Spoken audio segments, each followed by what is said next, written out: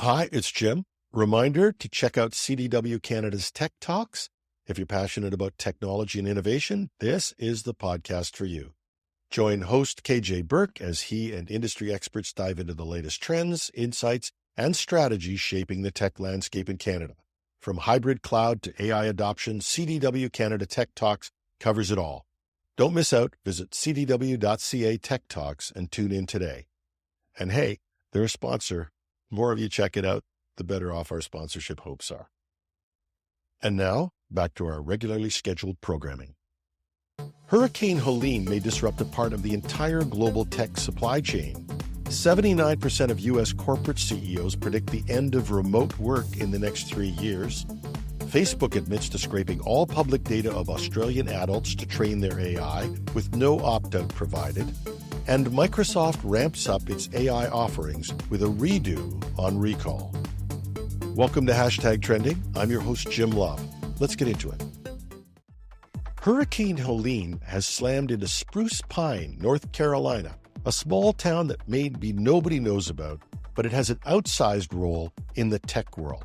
The town, which received more than 2 feet of rain, is one of the only places on Earth where ultra-pure quartz is mined, a crucial material for manufacturing silicon chips and solar panels. Damage from the storm has destroyed infrastructure, isolating the town, and halting quartz mining operations. Spruce Pine's quartz is vital for making semiconductors and solar panels as it meets the high purity standards required for creating silicon wafers. With rail lines damaged and mining halted, experts warn that while chip makers might have some reserves, a long-term disruption could severely impact global tech supply chains. The storm reveals how dependent the semiconductor and solar industries are on this small little Appalachian town, with no viable alternatives to Spruce Pine's quartz having yet been found. A new KPMG survey has found that 79% of U.S. corporate CEOs predict the end of remote work within the next 3 years. This is a sharp increase from earlier this year when only a third of CEOs believed that office-based roles would go back full-time. Companies are planning to make their predictions come true by rewarding in-office employees with raises, promotions, and more opportunities, leaving those who work remotely potentially at a disadvantage. Amazon's recent return to office mandate is one of several influencing this trend, with the softening labor market and major large companies choosing to tighten their in-office requirements. But this push creates a unique opportunity for smaller businesses and startups willing to offer flexible work. As remote work remains popular among employees, these smaller players could leverage hybrid work options to attract top talent dissatisfied with rigid in-office mandates. And while the CEOs surveyed by KPMG appear driven more by a dislike of remote work than by workforce reduction strategies, there is no doubt that for some companies, RTO mandates may serve as an indirect way to downsize, as employees unwilling to work in the office full-time voluntarily leave. And because it's a day ending in Y, there's been another revelation of how much social media has of our data and how they use it without our awareness and consent. In Australia, Facebook has admitted to scraping public data from all adults to train its AI models and without offering an opt-out option.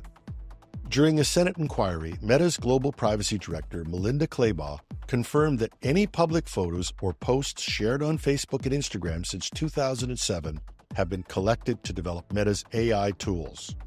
Users in the European Union have the option to refuse consent, but Australian users are not given this choice as Meta is acting in accordance with local privacy laws. The company claims that collecting large amounts of public data helps build a safer and more flexible AI tool. But critics argue that Australia's lack of strict privacy regulations is allowing companies like Meta to exploit user content.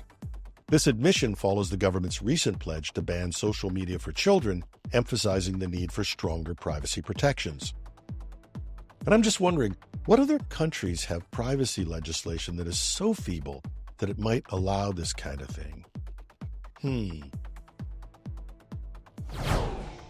Microsoft is ramping up its AI efforts, claiming that it's introducing new features to its Copilot Plus PCs while still addressing privacy concerns.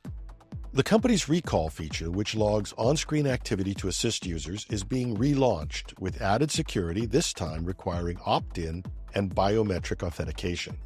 Other updates include a click-to-do feature that offers AI-powered actions like image edits or text summarization based on what users see on their screens. Microsoft is also expanding Copilot Plus to work on PCs with Intel and AMD chips, bringing AI capabilities to more users. Head of Consumer AI Mustafa Suleyman envisions a future where AI agents adapt to users' habits and preferences while still protecting privacy and data security. And while there will be, undoubtedly, more controversies about how deeply AI agents are integrated into our daily lives, there is no doubt Microsoft has to find a way to drive a return on what might end up as tens of billions of dollars invested in AI. And that's our show for today. Thanks to our sponsors, CDW and KJ Burke's CDW Canada Tech Talks. Check it out if you get the chance. And you can find it, like us, on Spotify, Apple, or wherever you get your podcasts. You can reach me at editorial@technewsday.ca. I'm your host, Jim Love. Have a wonderful Wednesday.